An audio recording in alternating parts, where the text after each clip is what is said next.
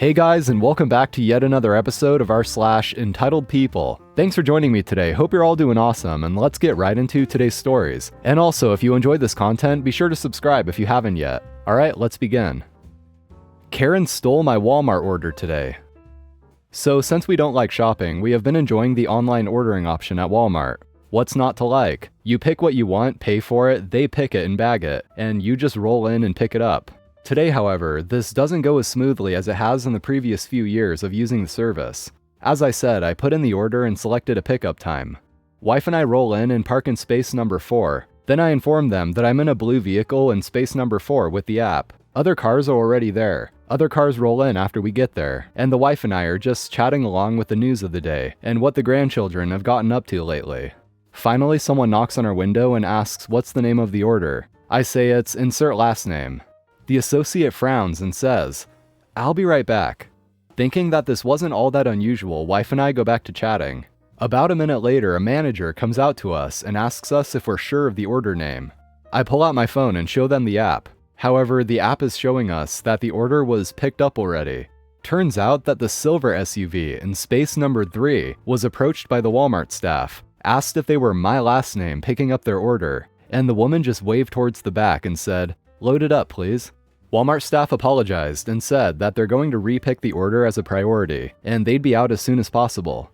30 minutes later, a certain silver SUV pulls back into the spot, and the woman slips into Karen mode and starts demanding a manager. Manager comes out and they chat for a bit. Being the nosy people we are, we listened in. She's pissed off that they totally screwed up her order. Manager says that they were asked if they were my last name, and she just waved to load the stuff. They assumed that they were us. An honest mistake on the part of the Walmart staff, given the information they were given. Karen is now demanding that they give her her correct order. There are, however, 2 problems with this. First of all, since they didn't make their pickup slot, since they didn't pick up as themselves, the order was returned to stock. And 2, Karen didn't bring the incorrect stuff back. Arguments go back and forth for a bit, and while this is going on, they bring out our hastily re-picked groceries and a $50 gift card by way of apology. Thus restocked, we decided to drive away, and we never found out what the final Karen versus management outcome was. So I actually think this is partly Karen's fault, but also partly the employee's fault. Now, I don't know how Walmart trains people, but this employee asked, "Are you such and such name?" When it would probably be more secure if they were to just ask, "What is your name?" on the order, instead of giving them a name and asking them to confirm it. But on the other hand, this could have been easily avoided if Karen was just listening in the first place. And also, if she was so upset about getting the wrong order, why didn't she bring back the groceries? An entitled person freaks out at a cafe because she can't get a table. This happened when I was out of town about a week ago. I was sitting in a cafe getting some writing done. I had tried to get a seat in there a few times throughout the week, and this was the first time I had actually managed, as it was pretty much always full. Today was no different, but I got by with headphones and the knowledge that no one was going to take me off my precious seat. Suddenly, a 50-something-year-old woman walked in with her husband. She looked around with an extremely disappointed look on her face, before muttering some angry rant to her husband nodding along with all of it. She suddenly stepped to the middle of the cafe, her husband in tow, and cleared her throat. I stupidly took my headphones off to see what was going on. Suddenly, she launches into this tangent about how she wanted to sit down, and how we were somehow selfish for taking seats for ourselves and staying there, instead of leaving after a set time frame to let other people take seats. Next, she said, "Come on then, someone's gotta get up so that me and my husband can sit in here." Of course, no one felt too obliged to do so after being ranted at self-righteously. So she fumed some more, and she and her husband began walking from table to table, giving everyone angry stares and occasionally making passive-aggressive comments. When she came to me, I just focused on my computer. She told me that I was impolite for not even looking at her. I didn't even reply, I just wanted her to leave. Eventually, one of the workers came up to her and said that she would have to go if she wasn't going to order anything, and was disturbing the other customers. After a long row between the 2 of them, in which the woman made some lovely comments about the worker's choice of career, the woman left in a huff, her husband furiously following behind her. She flipped us all the bird as she left. One of the customers near me said it best, "Thank f*** that's over." Edit. I'm getting the impression that there may just be different rules of etiquette regarding cafes in different places. Just to clarify things, where I'm from, people are generally expected to spend longer than half an hour or so in a cafe. Most cafes build a lot of their brand on being places where people can chill out or work. This was a cafe with books and board games littered around the place, which was clearly a place where people were expected to stay a while. The cozy and inviting atmosphere was a big reason I wanted to be there to begin with. I don't think they objected to me riding there for an hour and a half. I also hope that it's not acceptable anywhere to rant at strangers because you can't get a seat. Yeah, I can see why OP had to add that edit at the end. Scrolling down to the bottom of this thread, there's a bunch of comments just being downvoted to hell, of people just being super condescending to OP, saying that they're being selfish and whatnot. But a lot of other people are quick to correct these guys as well. Like OP said, I think it's pretty common knowledge that in cafes and coffee shops, or hell, even fast food places, as long as you buy something, no one's really gonna care if you spend even a couple hours there. At least here in the US, generally. So yeah, coffee shops and cafes are a pretty common place for people to kinda set up camp for a while and do work. There's not really much of a social expectation that you need to leave after X amount of time. To an extent, of course. Sure, I get the frustration if it's a really busy place and there's never anywhere to sit. But that is just pure comedy for this couple to just walk around and stare everyone down, just hoping someone will give up their seat if they intimidate them. Neighbor going through my mailbox. I just bought a house nearly 3 months ago. Within a week I noticed that the elderly woman who lives across the street regularly checks the mail sometimes 3 times a day and opens my mailbox as well. I dismissed it at first, thinking she was probably harmless. However, after about a month, to my horror, I caught her actually taking my mail out and going through it, looking at each letter. I put a note in my mailbox telling her to stop or I would call the police. This didn't work, and when I caught her doing it again, I ran outside and told her to stop. She just stared at me, nodding her head, and returned to her house. I didn't catch her doing it after the encounter for a couple weeks, but 2 days ago I noticed her doing it again. Then yesterday I caught her rifling through the mail in my mailbox, although she didn't take anything. Today, I am missing a package that says it was delivered in my mailbox, and now I'm worried she may have stolen it. I have 3 short videos of her looking in my mailbox as proof. What can I do to stop this? Do I call the police? I'd be willing to spend the money on a mailbox with a lock, but not sure how to go about it. Thanks for any advice. Yeah, the solution is pretty simple. This comment here sums it up. You call the police. That's the answer. This is a crime. Seriously, this is a federal crime with serious penalties of prison time and fines. Talk to your local postmaster and report. Yeah, she may just be a senile busybody, but this is a serious invasion of privacy. Exactly.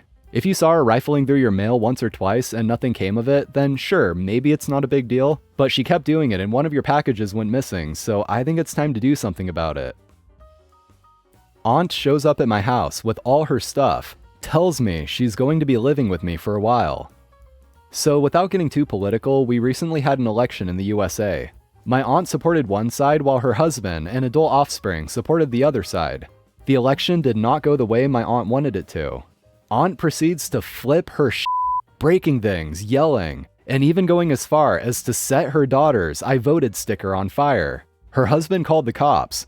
The cops declined to arrest her for anything, but suggested that she find a different place to stay for the night. This happened yesterday in New Jersey.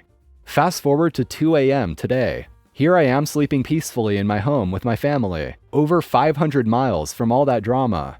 My fence alarm goes off, waking me up. I don't know if it's a bear or a trespasser, so I get my pants on and grab my shotgun, just to be safe. Turns out, my aunt cut the lock off my front gate because she couldn't get in and I wasn't answering my phone. Why did she have bolt cutters in her car? So I safely stow my weapon and ask her, "What the f***?" She starts crying and screaming. Mind you, this is at 2 a.m. in a quiet rural community, about how the devil took her family and they threw her out. And she says that since she has nowhere else to go, I need to let her in so she can stay in my guest room for a while. I told her one of my guildies is using that room right now. The room is occupied. This person came from Texas all the way to West Virginia to hang out with me. I'm not going to toss them out with 30 seconds of notice because my aunt showed up. So she decides to call the police and tell them that I'm keeping her from entering her home. We're out in the woods, so the cops didn't get here quick. 4:41 a.m., the cops show up. I see them talking to her in my driveway. She shows them the bolt cutters and the ruined lock. A few minutes later, the officer knocks on my door. Your tenant claims that I immediately cut him off and tell him that I do not have a tenant. I own and occupy this structure. I offer to show him the deed. Well, this woman claims. I cut him off again. What's the address on her ID say? At this point, the cop is pissed at me. I can tell. So I try to de-escalate the situation. Look, man, she doesn't live here. She has never lived here. That's my aunt. She lives in New Jersey. Please check her ID card. Cop calms down a bit and lets me know that he will talk to her and then come back. 10 minutes later, the cops come back to my door. 3 of them this time, not just the one from earlier. One of them had stripes and a rocker on his arm, so I could tell he was important. He asks me if there's any way my aunt can stay here for the night, because she's too drunk to drive, so he can't let her back on the road. This woman just drove from New Jersey to West Virginia drunk. Thank God she didn't kill anyone. I told them that she cannot stay here, but that I'm sure there's room in the local jail. The cop asks me if she can just sleep in her car in my driveway and leave in the morning. I told him absolutely not. When she wakes up in the morning, I would just have to call them to come get her off my property, so that would solve nothing. I asked them to remove her from my property. Long story short, her car got towed, and she is in the drunk tank. No charges pending for the night. So much for sleeping tonight. My kids need to be up for school soon. It sounds like the cops were trying real hard to avoid getting pulled into this mess. For one, they were made aware that she cut the lock to get onto the property. She also lied to the authorities about living there. And on top of it all, the cops are the ones to suggest that she just sleep in her car for the night, while she's drunk. And I believe in most states, if not all the US, it's still against the law to be in your car while drunk, even if you're not driving. Entitled child destroys my property and threatens to evict me with entitled mother. For context, my childhood was spent growing up in Dubai, in a villa compound, which is basically like a mini gated community of 16 odd villa homes that each have a private back garden that then converges in a large shared space, with a pool, social area, foliage, etc. Now, as a result of this, everyone got to know their neighbors very well due to the shared social space, and as most homes had kids, we'd all play together in the pool.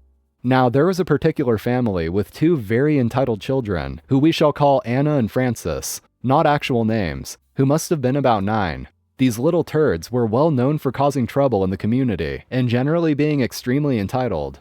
One story that sticks out most to me is the following, which I hope you enjoy.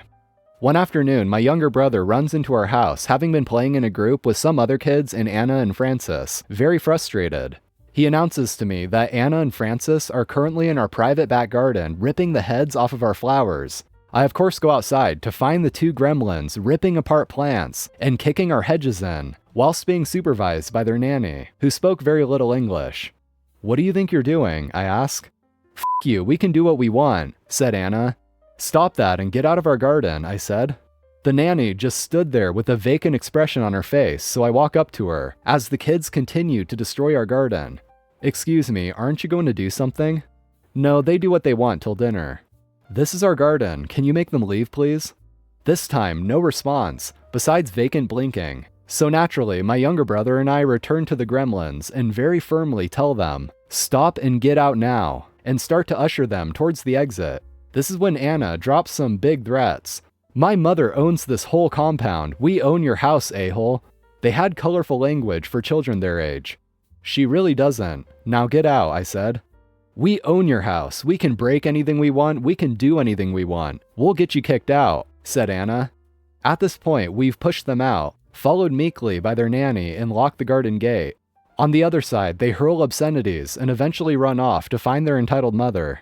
I'm told by my own mom that she had a heated conversation with the entitled mom, who did in fact not own the compound, nor our house, but was very displeased that her children's fun was interrupted by my brother and I. Apparently, we have no right to upset or interfere in matters involving her children, and we would do well to keep our business to ourselves or the landlord would be called. Suffice to say, my mom was not having any of it, and asked politely that her children don't invite themselves into our garden, and don't destroy our property, which was in fact grounds to involve the landlord. The entitled mom left in a huff, and we didn't hear from them for a couple of weeks, thankfully, but it wouldn't be long before we crossed paths with their BS again. Thanks for watching, guys. That's it for today. Hit that like button if you enjoyed, it really helps me out, and also subscribe for more. And if you have any thoughts about today's stories, drop a comment down below. And with that, I'm out of here, so have an amazing day everyone, and I'll see you all next time.